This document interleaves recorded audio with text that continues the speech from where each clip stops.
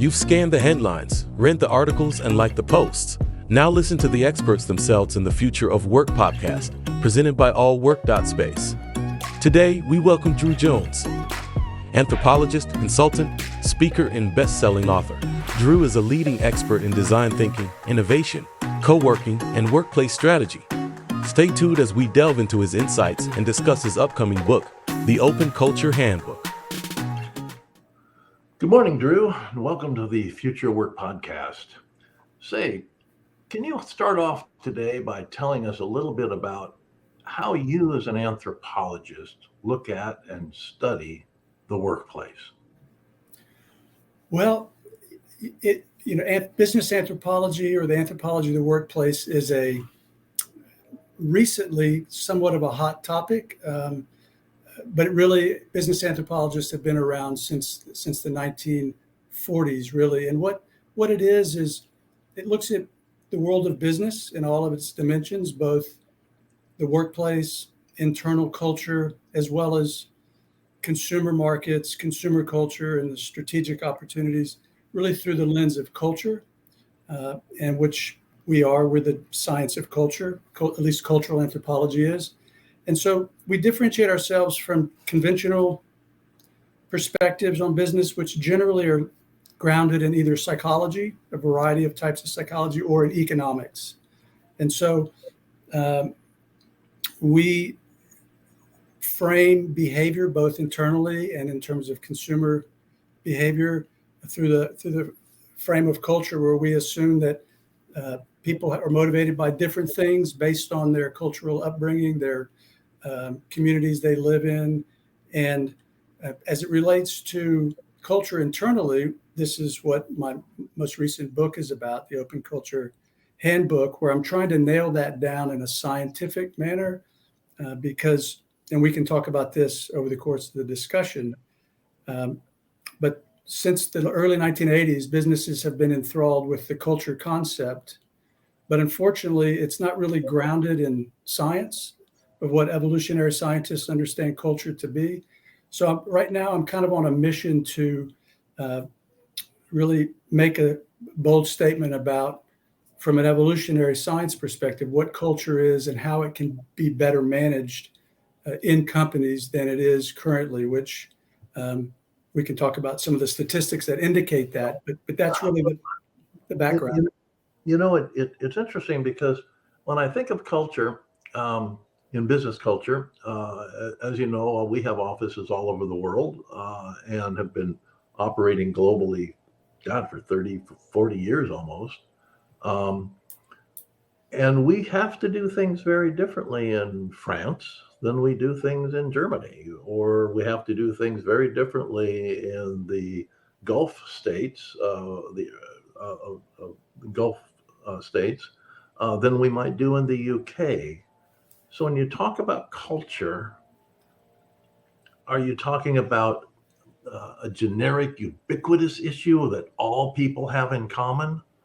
Or do you have to isolate it by, I'll say, nationality or certain types, European culture versus Southeast Asian culture, and how to work? Everybody doesn't work the same. Absolutely. And I think that's a great way to frame the question, because there are multiple dimensions of culture. And so what you're talking about is very real. Behavior, both in business and other parts of life, are different in different parts of the world. That kind of goes without saying. What my concern is that business leaders and consultants assume that they understand what culture is in the first place. And then the challenge is, how do you understand how things are done differently in South America to Britain or to Canada or to Myanmar or whatever? And so this is really the point that I'm trying to press, and that is, culture as a force in human evolution has been terribly underappreciated, in that culture is that thing which differentiated us from other higher primates and made us more capable of learning, innovating, sharing knowledge, adapting, and moving up the food chain, colonizing the entire world except for Antarctica with human populations. So in an evolutionary science perspective, culture essentially is innovation and adaptation. And it's a very directed force in human life. And it accounts for our success as a species. In fact, Joseph Heinrich's book, evolutionary anthropologist at Harvard, is called The Secret of Our Success. And it's culture, right? In his view, which is mine as well.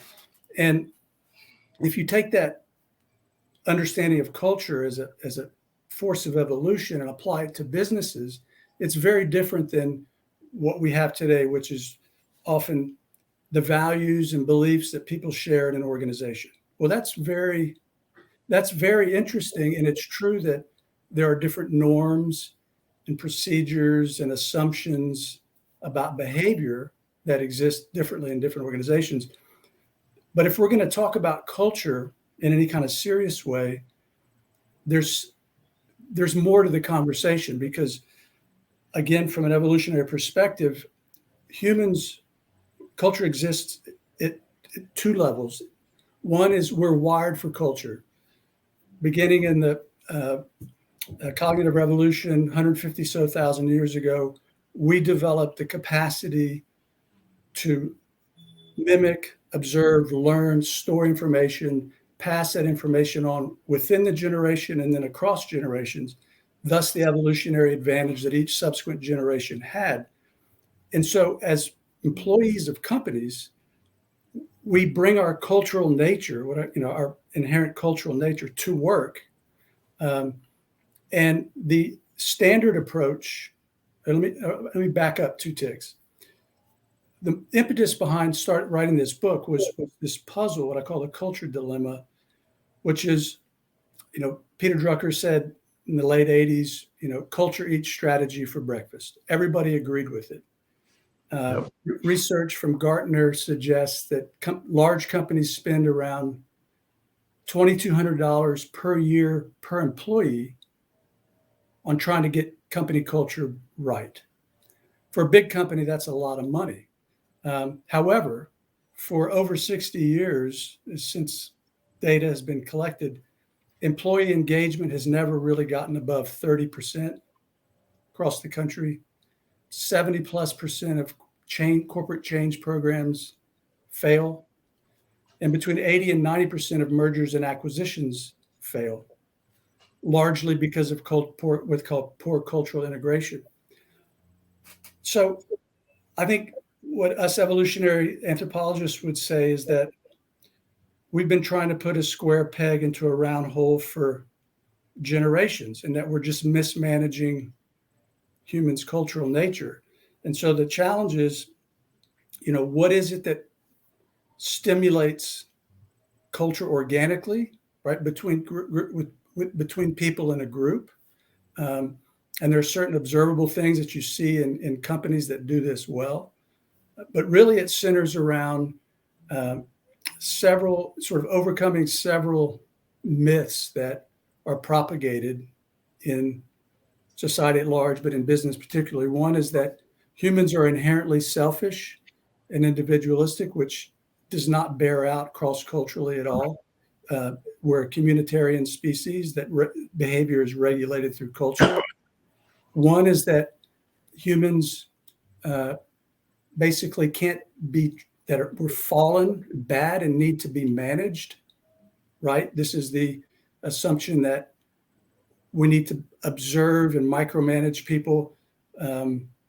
That really stems from a Western Christian point of view, that people are inherently fallen and need monitoring and micromanaging.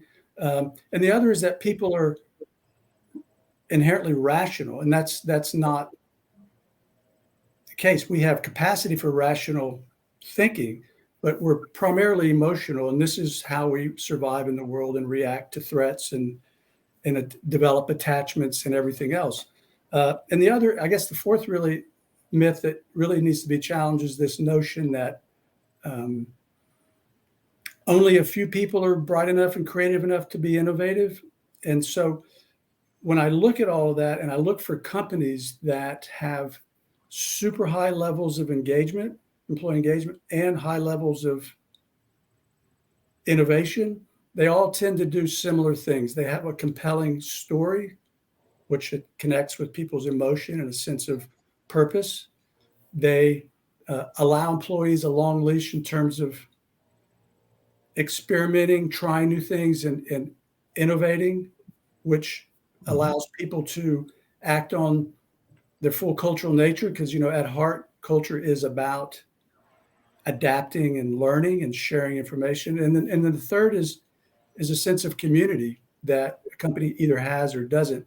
So for me, the challenge is to identify the tangible aspects of employee experience that fulfill people's cultural needs, as opposed to articulating abstract cultural goals that often don't really ever translate down to individuals. And so research by Gartner suggests that, I think they said 86% of employees don't believe the cultural aspirations of their leaders, and 69% don't understand them even.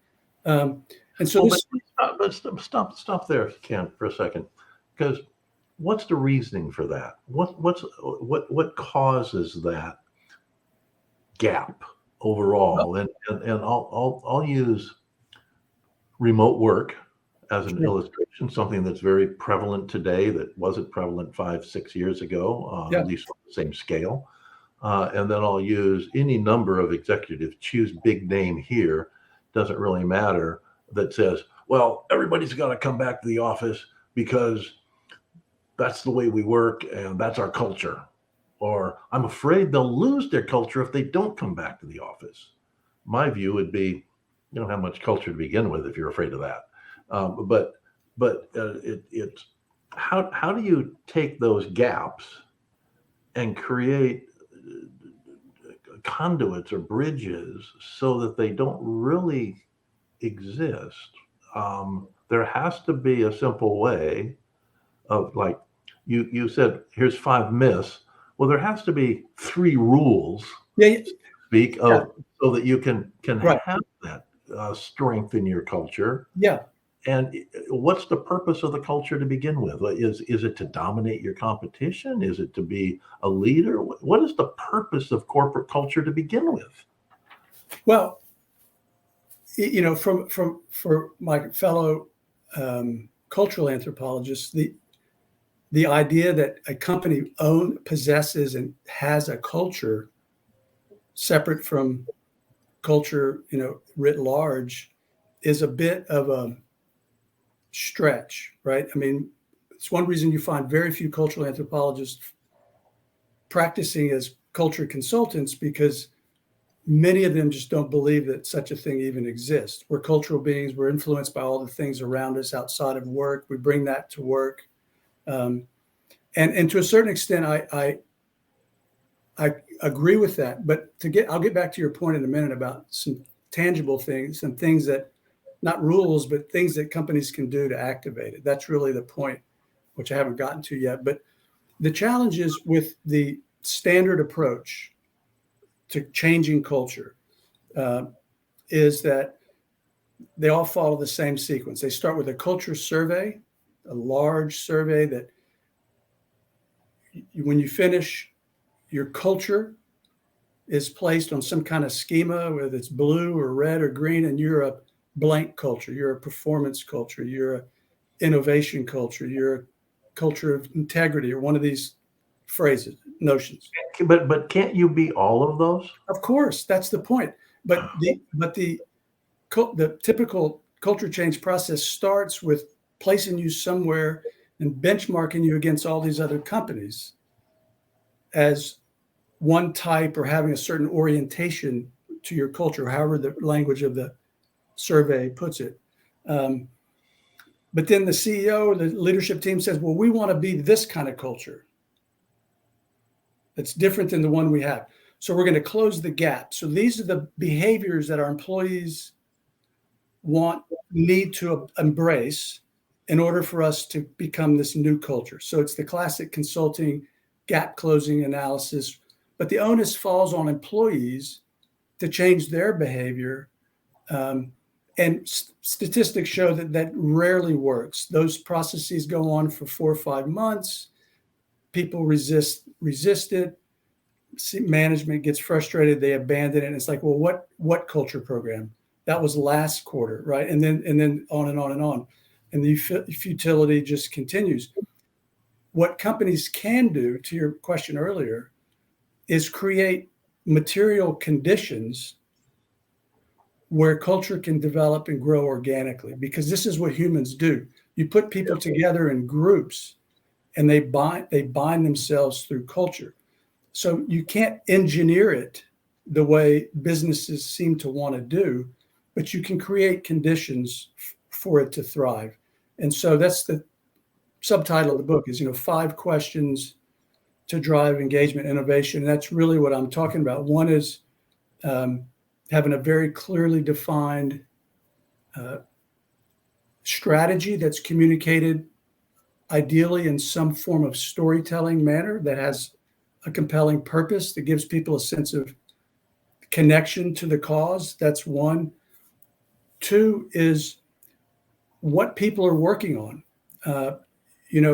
This is where I say that innovation is as much of an HR issue as it is a business growth issue, because when an employee comes in to work, if they're cognitively stimulated and challenged to create some new, either a process or a hack or a concept for a business or a service or whatever, that's a fundamentally different kind of work than coming in to work and simply slashing costs all day or scaling an existing business. So this is why companies, W.L. Gore, Hair Electronics, others, Google famously, provide some amount of the work week to pursuing out-of-the-box innovative possibilities that stimulates people. So what people are working on is critically important.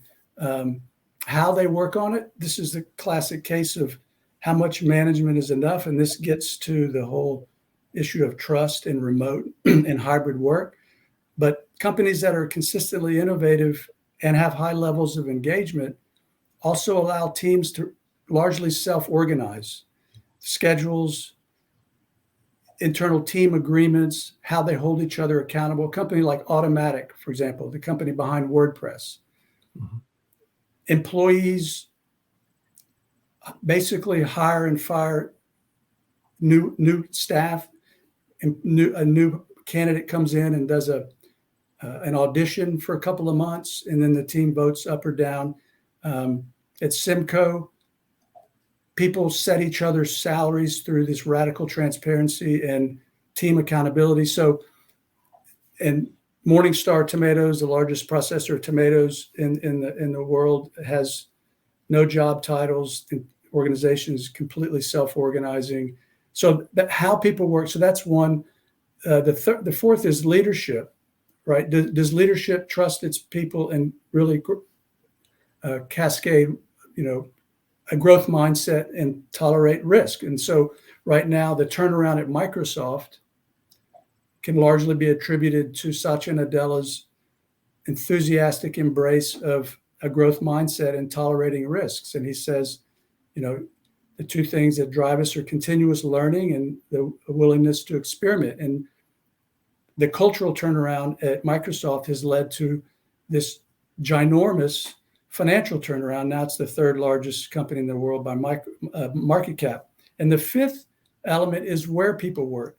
And this is where, my model of culture really overlaps with the world of workplace, because rarely in standard corporate culture models do you have any consideration of the physical environment where people are working. But from a sort of materialist point of view, where you work is crucially important. It textures your everyday working, whether you're at the office, what colleagues you're with, what the environment's like, if you're at home. So the workplace becomes a lever of shaping culture as well. So really the 5 things are meant to be these tangible things: stories, experimentation, self-organization, growth mindset, and workplace. But I do think, to your point about remote, I do think that the organic bonds of culture do develop more easily face to face. So while I am an advocate of remote and hybrid work, I do think that some amount of face time can be very healthy for building trust. Not necessarily culture in the way a lot of CEOs talk about it, because you're right. If they cared about culture before, and now they're using the remote as like all of a sudden they found the culture religions. Oh, we're going to lose our culture. That's a bit disingenuous, but I do think that co-presence really is important for the development of community. I think that, the pendulum always swings, from everybody in the office to nobody in the office to now we all work from home, near home, and in the office, all three. Yeah. Issue, all 3 places, and that's created a new workplace dynamic. But in that new dynamic, though, you reference relationships between people and trust and teams and things of that nature. Can those things be as strong within we'll call it a hybrid environment of from home, near home, at office, all 3 of those places? Because we're all sort of local nomads now. We all lomads, we'll call ourselves. I like that. We all fall into that category these days, or most of us do, at least in the white collar environment. How do you? I won't say how. I'll throw my opinion out on it. When you talk about culture, I think the foundation of culture is leadership, and the foundation of the leadership has to be some core value philosophies of literally of life, not just of work, but of life. Are they good people? Do they believe in being good people? Are they trusting people? There are several things that form an individual, and the individual at the top, has an awful lot to do with the way that the organization is created. You can be trusting, good, and aggressive. You don't have to be one or the other. You can have be all of these things, and if you have some core philosophies about how you make decisions, and I think that's the important element of the philosophy, is you make your decisions based on your core philosophies. You can cross borders pretty easily. It's much, much easier to cross borders. And today, at least in my view, every company is international. They have an international client, an international supplier, an international technology, something that crosses borders. There are hardly any businesses today that do not have some aspect of that. So your philosophy, your basis in your life philosophies at the top that help you to make decisions across borders, I think is elemental to the cultural structure that does survive change, does survive growth, does survive corporate integrations when you go through an M&A environment. I think that's a critical part of the process. Yeah, I agree. I mean, so long as there's consistency there. I mean, from a employee's perspective, a lot of those values are kind of meaningless unless they translate it into actual decisions that impact people in ways the values say they're going to. Well, that's where I say, Drew, it has to be not just life philosophies, but decision-making philosophy. You make your decisions based on those philosophies up and down the whole spectrum. And consistently. Yeah. It's and not a philosophy if it's not consistent. well, yeah, true, yeah. It's flavor of the month. I think the cynicism from employees often is that a lot of their leaders espouse wonderful ideas, but when they show up at work, it's a completely different reality. So Yeah, then the executive's full of shit. Sorry to say that on this podcast, but that's just the way it is. That's not a trustworthy person whose ideals or philosophies you want to follow. You can't be five different things for five different reasons for five different people. You have to be one thing for everything. And if you're maybe, not, you're just flavor of the month, and that never works. yeah, no, I agree. And in terms of how the LOMAD, I love that word, stays, you keep connection and trust and culture and that sort of thing across different nodes of work and different locations.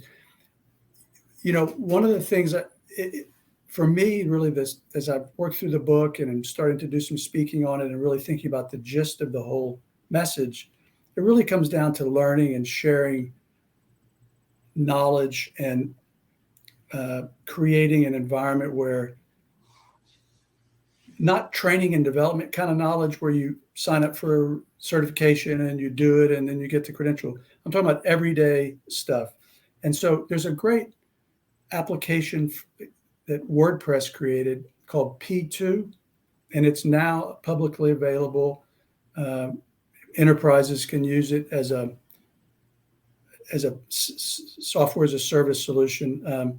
But it's a microblog. WordPress start out as a blog, and now they're just a CMS. But it's a microblogging environment that you customize for either a team or a whole organization or whatever, and everything that you do is documented there. And it's different than Asana or a typical project management tool in that everybody has access to it and it's in real time, but then you can also search it, and it creates a knowledge repository continuously over time that can be searched. And so it's like the brain of the organization. And Automatic, the parent company of WordPress, is 100% remote. They've never had an office. They had an office briefly in San Francisco, but they've got a couple of thousand employees that are in over 100 countries, almost $1 billion company. And they meet up once a year for called the Grand Meetup. Otherwise, it's completely remote. Well, it's funny because when we ran the Alliance Network, we had offices in 54 countries. And it was an organization of independent operators of business and co-working centers. And we used to have, you've heard the term absence makes the heart grow fonder. We've always heard that for decades. And we used to meet twice a year. And those were the best meetings ever because everybody had so much to share and everybody had so much to catch up on and really wanted to drive deeply. The relationships were incredible. And the other thing that we used to say is because we were so geographically and culturally diverse, that our diversity, and this is long before DEI, but a different kind of diversity in our case, but our diversity was our strength.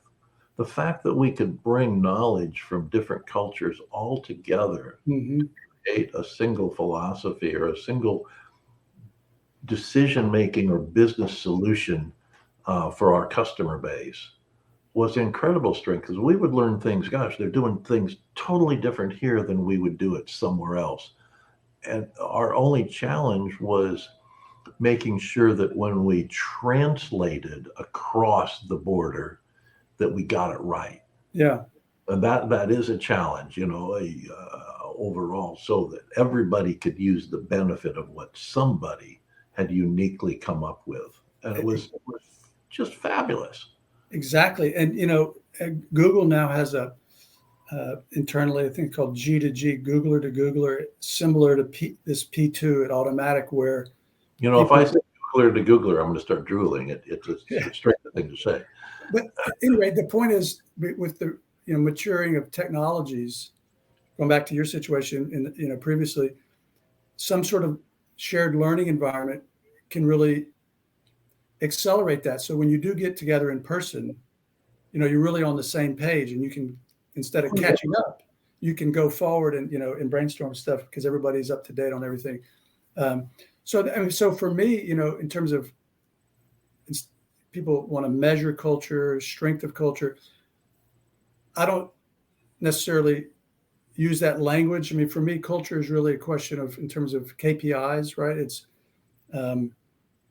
engagement rates could be a measure of it, retention, but also new products and services launched over the last couple of years, new internal processes and things like that have been rolled out, employee-led processes over the last.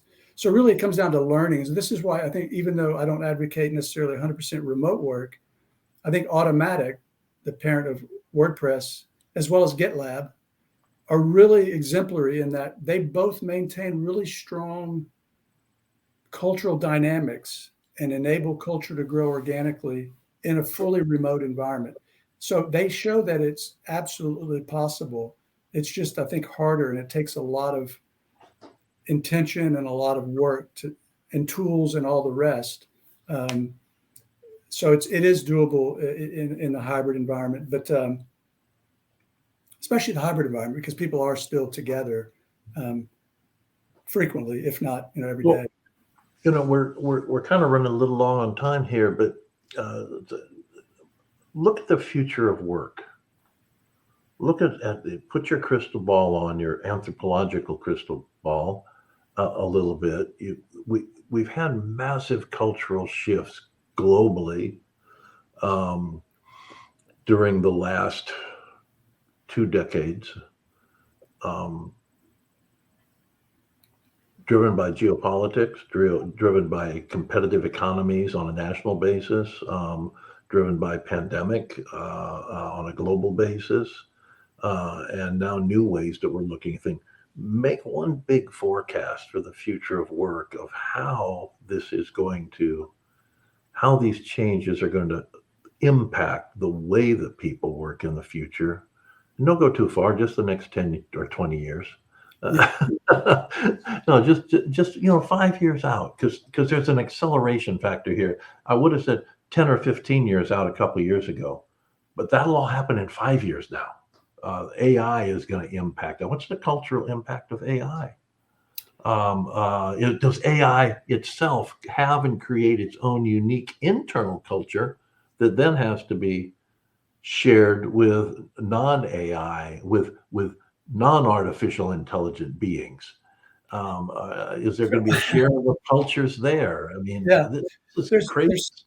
There's so many great questions. And you've got 30 seconds to do that, Drew. So then I can't do that. But if you give me a couple. Well, first of all, in terms of AI, some people like to whinge about the impacts, but really, if you go back to the trajectory of evolution and human evolution, hunting spears, fire, domestication of agriculture, navigation, industrial revolution, information revolution, the internet. AI is the most human thing in the world. It's people inventing new things together and applying that to solving problems and adapting. And of course, there's complications and consequences that are unforeseen. But to me, AI is just the most perfectly natural thing we could see. It's something that hopefully people could have anticipated. So I think that'll just become an everyday thing, and we'll just have to deal with the consequences. In terms of future of work prognostication, I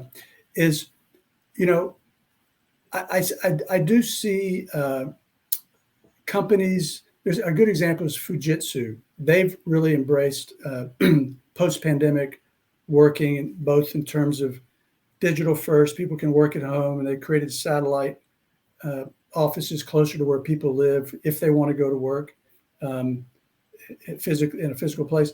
but also as part of their commitment to employees, they're allowing people to take on outside work on top of their full-time jobs. So I think that what we're seeing in the pandemic was a real glimpse into this, is we spend a lot of time, the rituals of working that aren't very productive, whether it's meetings or small talk here and there. Yes, it's culture building and all that stuff. But I think people call it the great resignation. And my wife refers to it as the great domestication. I think people rediscovered their home lives and things that matter to them. So projecting that out, I think that office footprints will shrink.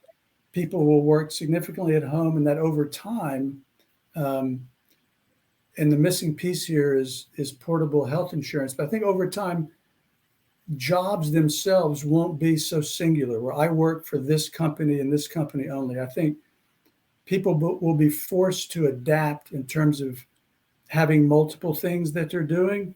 And organizations are just going to have to accept that and allow that kind of decentralization of what work is. Because really, face it, I don't know the data on it specifically, but a lot of people are in jobs only for the benefits, right? I mean, they could make some money elsewhere. They could make some money elsewhere, but not plus the benefits, which, can be significant.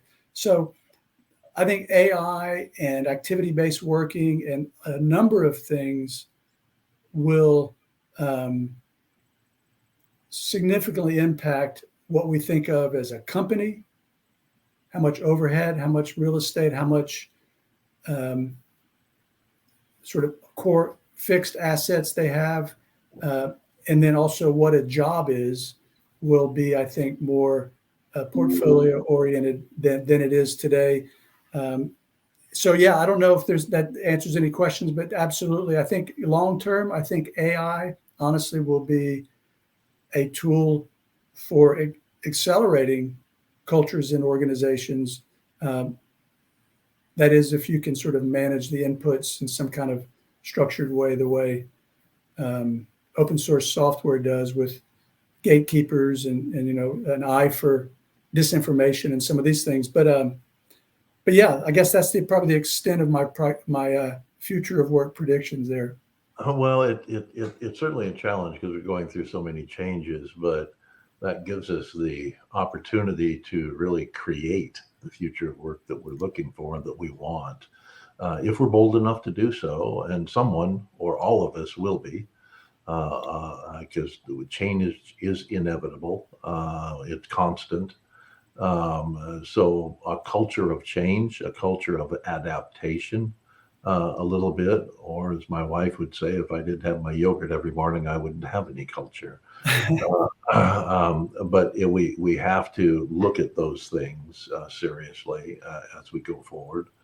And I'm looking forward to reading your next book. Your last three have been fabulous, and they've really given a lot of insight. We're really grateful to have you as one of the voices of the future of work with All Work Now, lending your intellect, your perspective, and your understanding of where the future of work is going.